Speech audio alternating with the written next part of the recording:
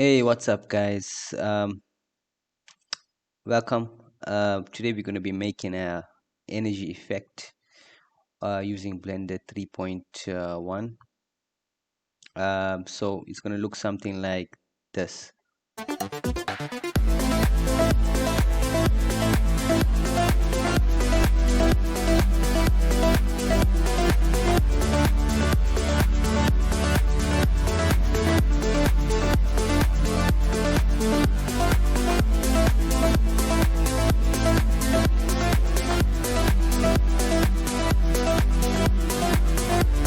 So yes, today we're going to be just looking at how did I make this effect.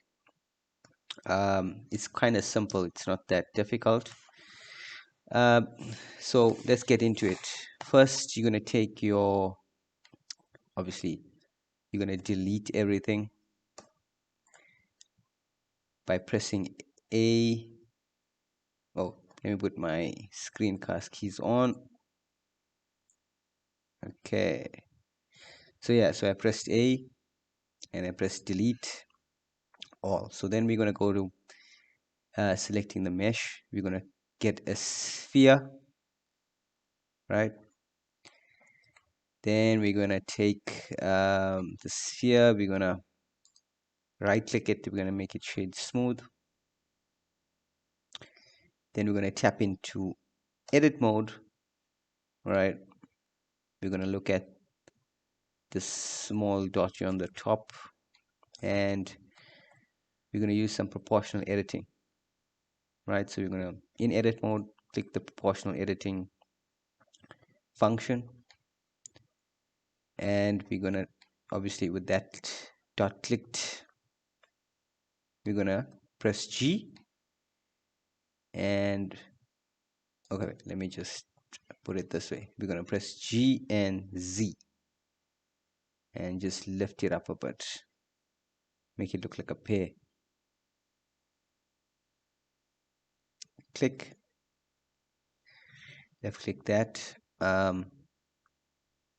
After that, we done here. We're going to go back into the solid mode or the object mode, and it's going to look something like this. We're going to then use a subdivision modifier to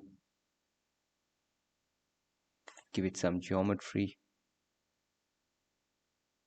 Okay, the next thing we're going to do is we're going to deform it. So we're going to go to our modifiers and look for deform. Displace. We're going to get the displace modifier. The displace modifier is here. Okay, so we have it displaced. Then we're going to select new texture, left click that, and we're going to go into the texture tab by clicking this, and we're going to change that to clouds. So now we can see something happening here. It's looking more like a energy type of thing. So we're going to go now and change the size of this. You can either go higher or lower. I'm going to make it to 0.35, right? You could change that to whatever you want to. Then we're going to go to colors. We're going to look into color ramp. We're going to change that from linear to B-spline. Okay. Then we're going to look at this. Okay, well, we go back to our modifiers. We change the strength of the modifier. You can increase it or you can decrease it here. As you can see, it can, but it looks kind of crazy if it's too big. But I mean, you can see what could happen here. You could decrease it or you could increase it. So I'm going to keep that to about 1.9, maybe 1 point, or maybe 2. 1.9 seems to be fine. Yeah, so we're done with this modeling of the energy type of effect. Um, we're gonna then add an empty to the field, to the scene. So we're gonna go down to empty, plane axis, and we're gonna find our empty. Our empty is there. Okay. Before we get our empty, I'm gonna get a camera placed here. So I got our camera. I clicked. Sorry, I did that quite fast. I mean Shift A, camera, and I got a camera. So the camera is there. Let's just bring it. Let's just bring it on the end panel. Let's change that rotation of the camera by clicking by 90, 0, 0, just to straighten it up. And we're gonna go back, lift the camera back so we could get a good view of what's in front of us.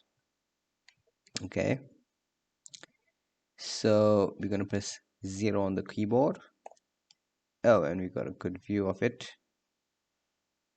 I think if we zoom in GY, we get a good view of the effect. So now we got our camera set. We've got our model, our energy type of model in front of us. The next thing we're going to do is take the empty and we're going to put it to the side of our scene. Okay, what that's going to do is going to control the effect. It's going to make it move up and down, and yeah, it's going to make it move. So yeah, let's go to the energy ball and let's go to the displace modifier on the right hand side. Let's click that from local to global. Okay, and oh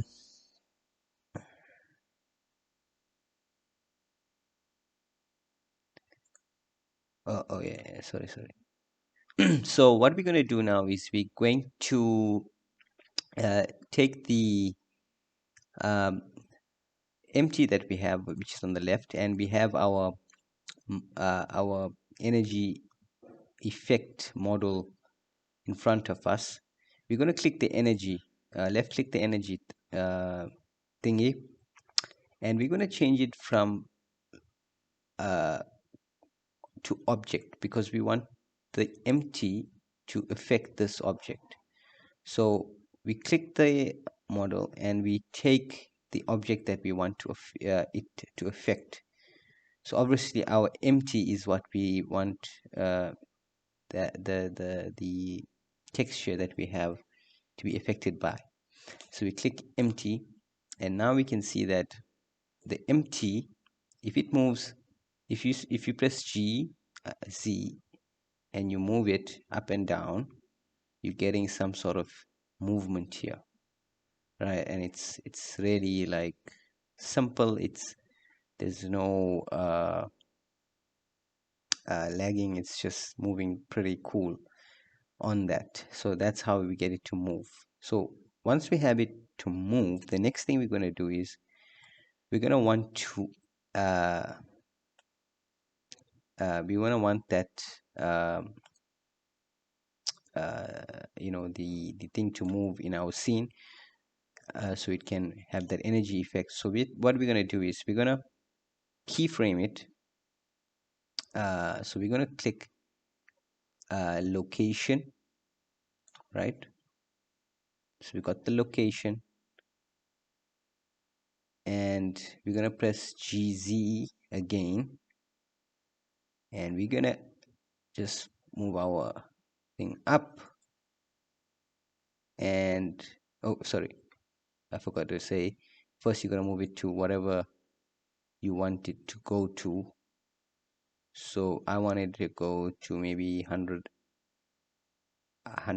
We can make it 100. So yeah, GZ again.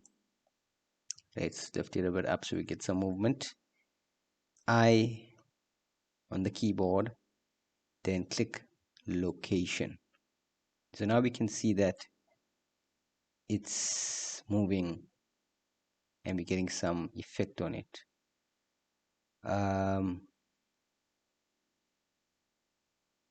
So yeah, that's what I'm getting from here. Or we could move it maybe a little bit more higher, so we could get a, like, move this to like maybe 150. But I think it's yeah, so that looks cool. The next thing we're going to do is we're going to change the speed of this. So we have um, our mesh playing here. Now what we're going to do is I'm going to open up a panel here on the left, just so that I can see what's going on. And I'm going to change this to the graph editor. As you can see, if you play the animation, it starts off slow and then it goes like fast and then slow. So I want to change that. So how do we change that is we basically have to change this curve to like a vector, right? So we just click the point here, the blue point line thing, and we say V on the keyboard, and we click left click vector. So we can see something going on here. It's like changing the line. So if we click play again, we can see it's going now at a constant rate and then going slow at the end. So it's still not really what we wanted, but it is starting off at a consistent rate and then moving very slow at the end. So to change that again, all you got to do is go to that last point again where it finishes at 150. Click V and change that to a vector. Right. So we go back. Let's see. It's starting off now at a consistent speed and stopping at 150. And that's what we want. So now that we've done that, we can close. Oh man, yeah, no, okay, yeah, we can close this.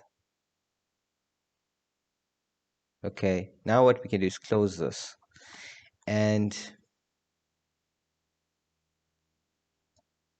now that we close the window, we want to create a material for this. Right, so we go to the material panel and we click new material. Okay, and we want to get a node set up here. So under the shading again, we're gonna open a new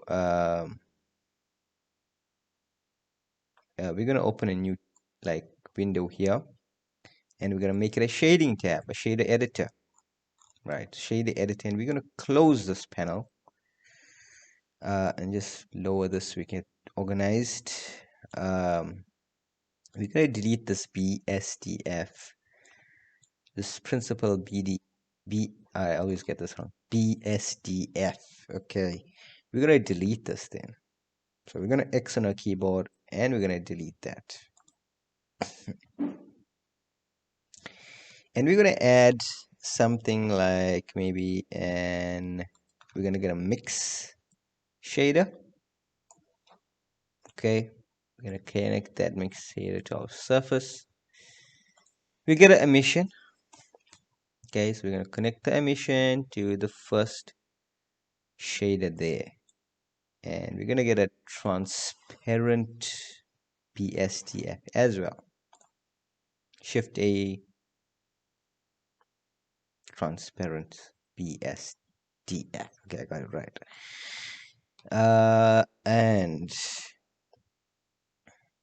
what we're gonna do is we press Z on the keyboard and go to rendered mode. You can see something happening here. Okay, you can increase the emission to maybe about 100. Okay, let's change that to 100. Oh yeah, by the way, let's go to bloom. Let's click our bloom on, and then voila, we got some and put ambient occlusion on, screen space reflections, and we got some light. Okay, then the next thing what we're going to do is we're going to go to color ramp, right? You're going to get a color ramp. You're going to connect the color to the color ramp. Okay, and what we can see is it's giving us some color. Okay, then we're gonna get a noise texture. Okay, and we're gonna connect the noise texture to that, and here we go, we got something happening. It's like a breakage of black and white in between the color. So we could increase the scale, or you could do what you really want to do here, but I'm gonna make it maybe about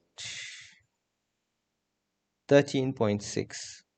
Okay, gonna give it some detail, maybe about 10. I don't really, yeah, 10 seems fine. We could increase the roughness so you can see like it looks cool like that, or it just looks like that. But I could make it 6.6, I think would be cool, just to get the effect how I want it. And maybe distortion, you could make it like that, like a really insane distortion, or you could just make it a bit lower. So I'm gonna just go to about 0.030. That's what I have. And yeah, so that's the color ramp. You could basically now play around with the color ramp. You could add more colors, like you could make it another color there, you could make it another color here. You like could do a lot of stuff with this. Could make that black, or you could wait, you could make that like black in the middle and in the center. Like can make it like a real type of oddly shaped with the greenish, like a kryptonite. Oh yeah, that looks good. Um, yeah, like a kryptonite feeling to it.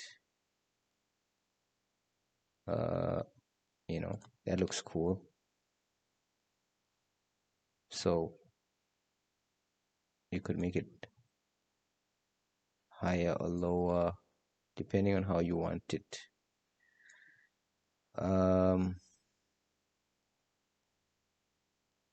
I think I'll keep it a bit like that. I think that looks cool. So if I play my animation now, so this is my whole node setup here. So if you could just see it on the screen. So I had a mix shader, I had an emission shader, I had a transparent BSDF, and then I connected it to a ramp, and I had a noise texture.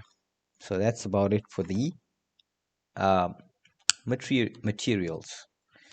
Now what we're going to go to is, let's try and do some compositing. Before we do compositing, let's just see how it plays off. So we can see it's playing off. Okay, let me just get a camera view of it. Let's just expand this, and we can see some cool stuff happening here. You know, it's like some kryptonite feeling to it. So let's just render it. Let's see how it looks under Eevee. I'm gonna render it, and yeah, that's how it looks. Let's just make the background black. Let's go to the world, make it black. Yeah, so that's how it looks. But now let's do some compositing.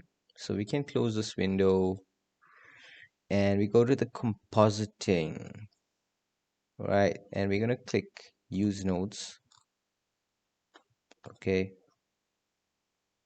And we're going to basically click Shift A, type in viewer, so we could see our setup, and we're gonna connect that there.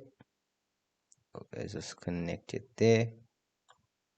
And now we can see the background and whatever we are doing. So let's just get organized. Okay, we're gonna take we're gonna get just do some like effects on this.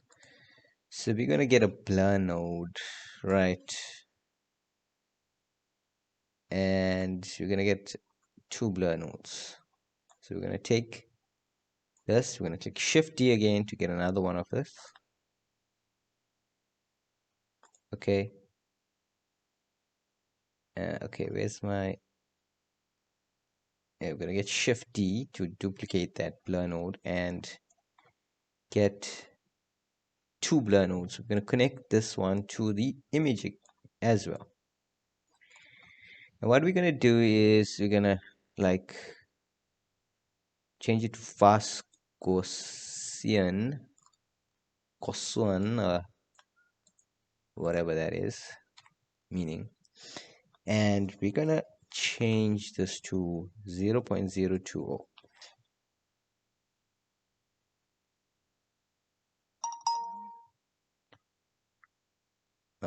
0.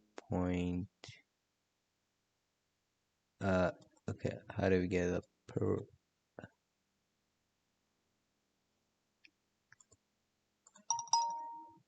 Okay, fast Gaussian.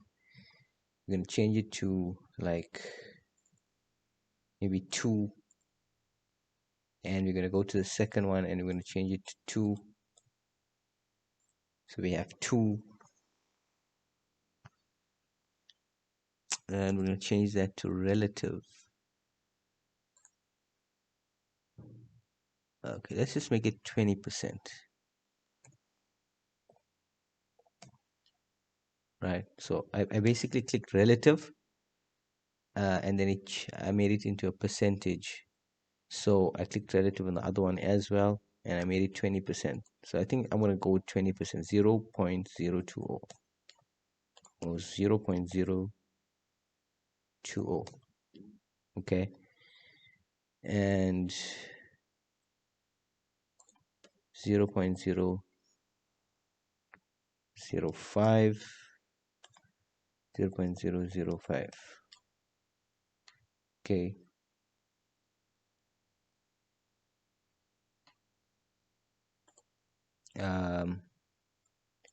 so we got that set up. The next thing we're gonna do is we're gonna add a we're gonna add a mix, right? We're gonna add a mix node, and we're gonna take the mix node connected to this image, and we're gonna take the second blur and add it at the bottom, and we're gonna click add. Okay, So add, and then we're going to take this and click it there. Okay, and let's see how that looks. If you render it out, looks something like that. We can also take another add, shift D add, and we connect it to the first render there, and we connect that just so we can get some more colors in here. We wanna get some more colors in here, so we say shift RGB. So we want to make a RGB, no, not RGB. So it's gonna say shift RGB curves. Yeah, that's what we need, RGB curves. And what we're gonna do with the RGB curves is we're gonna connect that add to we're gonna connect the RGB. So we're gonna connect the add here that we have to the bottom and that to the top. You can see, and we're gonna connect uh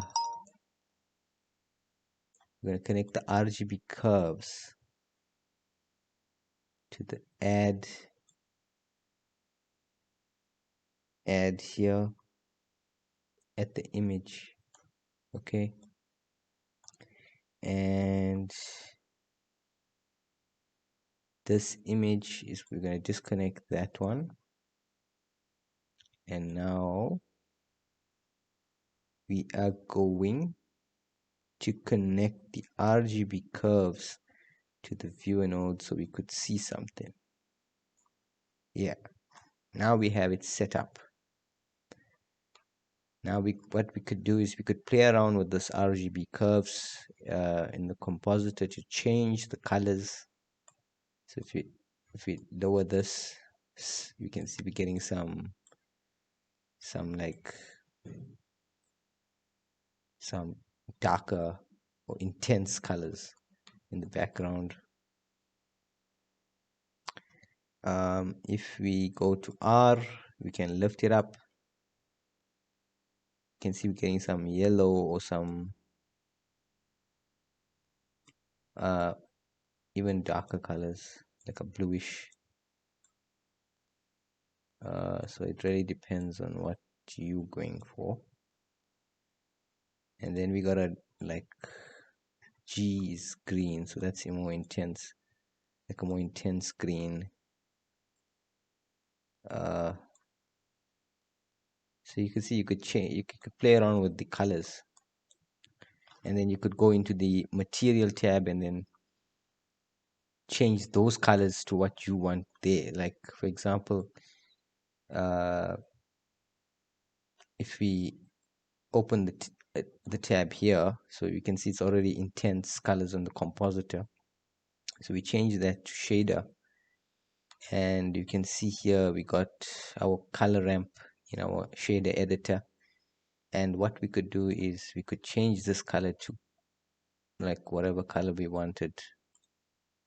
Okay, and if you render it here, you can see now it's like a different color. So you could play around with this and basically change the colors all the time, as you can see. So if I like, let me just get another the viewport, right? So I just want to check how it works in real time. So I'm clicking Z, going to rendered view. So as you can see, the color changed. You can see we're adding the color, the compositing is there. We can change the color to whatever color, more intense, more like, we can make it a yellow, green, a dark red, whatever you want. You can play around with that. So I'm going back to my timeline, make it that timeline, and let's see how it plays off. So we got our compositing set. I hope you understood that. It was a bit of confusing, but it's really easy to set up. I hope you can see the setup here.